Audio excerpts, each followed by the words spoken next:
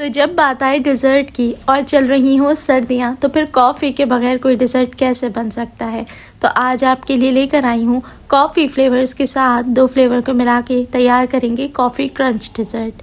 बिस्मिल्लाहिर्रहमानिर्रहीम, अस्सलाम वालेकुम and welcome back to my YouTube channel. मैं हूँ सिद्रा और आज हम बनाएंगे बहुत ही मज़ेदार सा कॉफ़ी क्रंच डिज़र्ट जो आपने एक दफ़ा तो ज़रूर ट्राई करना है। तो फिर रेसिपी शुरू करते हैं। सबसे पहले सॉस पैन में मैं शामिल करूंगी 2 कप के जितना दूध और दूध के अंदर शामिल करेंगे अब हम आधा कप के करीब चीनी। अब इसमें मैं फ्लेवर देने के लिए शामिल करूंगी कस्टर्ड पाउडर। ये होममेड वनीला कस्टर्ड पाउडर है और साथ ही साथ कस्टर्ड पाउडर मैंने इसके अंदर शामिल किया है 1.5 टेबल स्पून। तो अच्छे से अब हमने इसको मिक्स कर लेना है। अभी गैस का स्टोव ऑन नहीं है, तो बस अच्छे से पहले से ऐसे ही मिक्स करूँगी ताकि इसमें से सारे जो लम्स है वो इजीली रिमूव हो जाए और फटाफट से हमारा जो कस्टर्ड है वो बन के तैयार हो जाए। तो अब यहाँ मैं इसको रखूँगी गैस के स्टोव पे और मीडियम हीट रखते हुए इसको हमने इतना कुक कर लेना है कि इसमें उबाल आ जाए और जिस तरीके से नॉर्मली कस्टर्ड को बनाया जाता है ना, बस वही कंसिस्टेंसी रखते हुए हमने कस्टर्ड को तैयार कर लेना है। ये जो मीठा है ये बहुत ही मिनटों में बन जाता है और यकीन करें ये इतना मज़ेदार होता है कि आप एक दफ़ा इस रेसिपी को ट्राई करेंगे ना, फिर कोई भी दावत होगी, कोई भी ओकेजन होगा ना, आप इस ही डिज़र्ट का इंतखाब करेंगे क्योंकि ये वाकई में बहुत ही टेस्टी बनता है। तो ये देखिए अच्छे से इसमें बॉयल आ चुका है। अब कस्टर्ड को रखेंगे हम एक तरफ और ठंडा होने तक इसको हमने चिल कर लेना है। तो दूसरी तरफ अब इस डिज़र्ट की जान को हमने तैयार कर लेना है जो कि है क्रंच। तो क्रंच किस तरीके से बनाया जाता है गौर से देखें। आधा कप चीनी को हमने बिल्कुल धीमी आंच के ऊपर मेल्ट कर लेना है, यानी कि कैरामलाइज कर लेना है।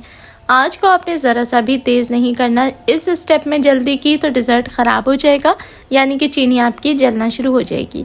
तो बिल्कुल दम वाली आंच पे आराम से आपने इसको मेल्ट कर लेना है। जैसे ही चीनी मेल्ट हो जाए तो यहाँ मैं इसके अंदर शामिल करूँगी पीनट्स और आधा कप की चीनी थी तो आधा कप ही मैंने पीनट्स इसमें ऐड किए हैं। बस क्योंकि चीनी ऑलरेडी मेल्ट हुई हुई है, आपने सिर्फ इसको मिक्स करना है। जैसे ही पीनट शुगर के साथ अच्छे से कोट हो जाए आपने फटाफट से करना है गैस का स्टोव बंद और दूसरी तरफ लाके इसको पोर कर देना है। तो ये डिश जो मैं तैयार कर रही हूँ ये आपने पहले से रेडी करके रखनी है।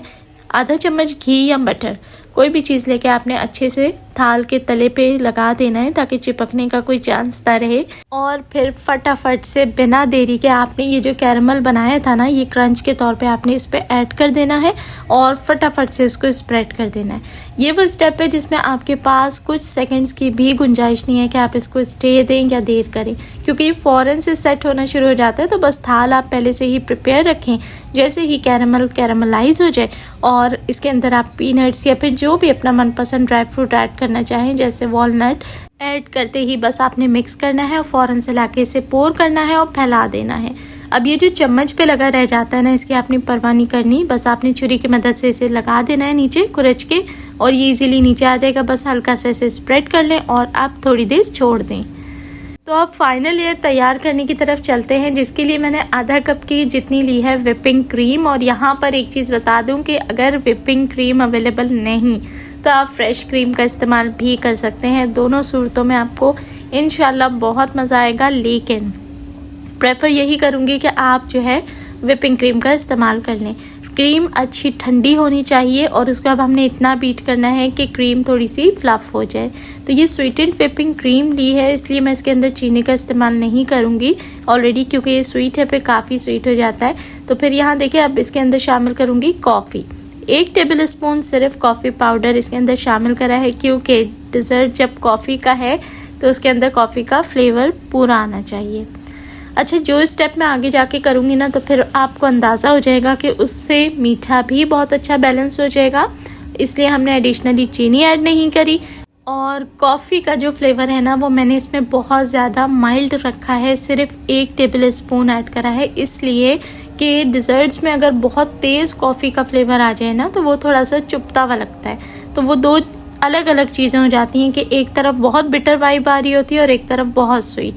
तो मैंने बिल्कुल हल्का सा रखा है ताकि फ्लेवर आ जाए, जायका आ जाए, खुशबू आ जाए, लेकिन एकदम पिंचिंग ना हो, चुभने वाला ना हो।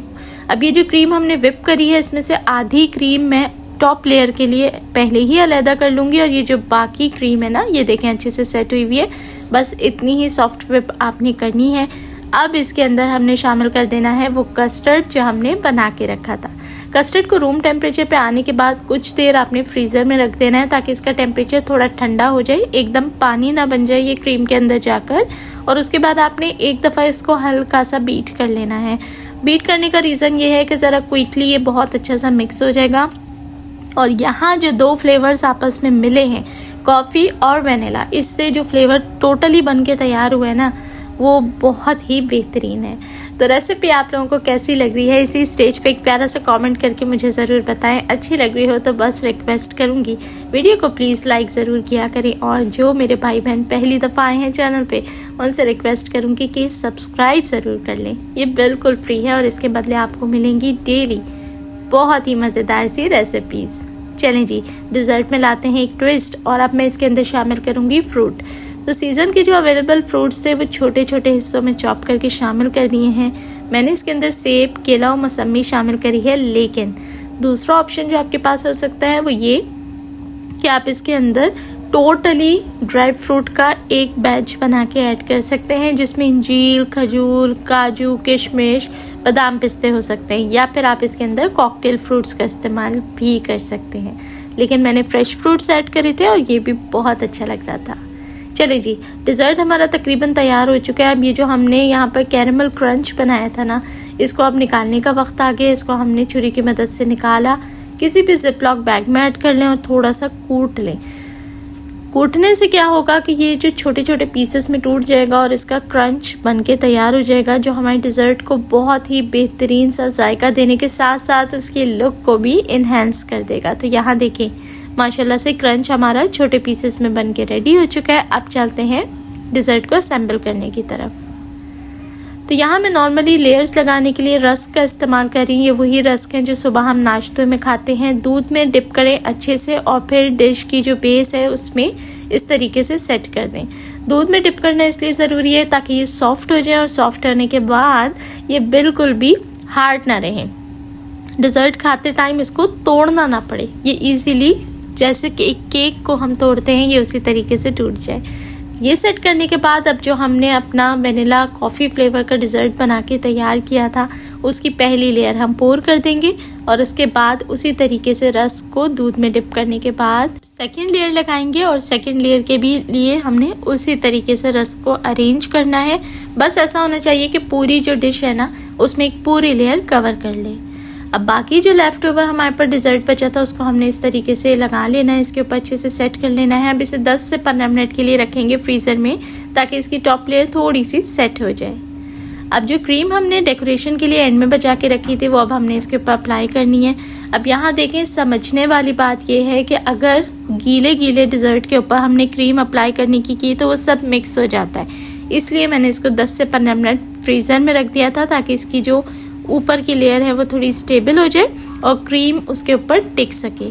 तो क्रीम को आपने बिल्कुल साइडों तक नहीं लेके जाना, बस आपने सेंटर में रख के अच्छे से इस तरीके से क्रीम को टॉप लेयर के तौर पे टिका देना है ताकि इससे फर्स्ट जो बाइट आए उसी में कॉफ़ी का फ्लेवर आपको नुमाया होके मिल जाए। अब जो क्रंच बना के रखा था वो साइडों में इस तरीके से हम पोर कर देंगे, और यहाँ मेरे पास मौजूद है चॉकलेट सिरप, जिसकी रेसिपी कुछ ही दिन पहले आपके साथ शेयर की थी। अगर घर में बना के रखना चाहते हैं तो फिर आप इस रेसिपी को फॉलो कर सकते हैं। इसको मैं ऊपर की डिज़ाइन के तौर पे पोर कर रही हूँ, लेकिन ये ऑप्शनल है। इससे वैसे जायका बहुत ही बेहतरीन हो गया था, लेकिन अगर किसी के पास अवेलेबल नहीं तो फिर आप ऊपर अपनी मनपसंद डेकोरेशन कर सकते हैं। चॉकलेट को ऐड कर सकते हैं, कोको पाउडर, कॉफ़ी पाउडर, कुछ भी स्प्रिंकल कर सकते हैं, लेकिन डिज़र्ट यकीन करें बेहद शानदार था, और मैं चाहती हूँ कि आप सब एक बार इस डिज़र्ट को ज़रूर से ट्राई करें। चलें जी, फ्रिज में रख देंगे, अच्छे से ठंडा करेंगे और उसके बाद इसका एक स्लाइस निकालते हैं। तो ये देखें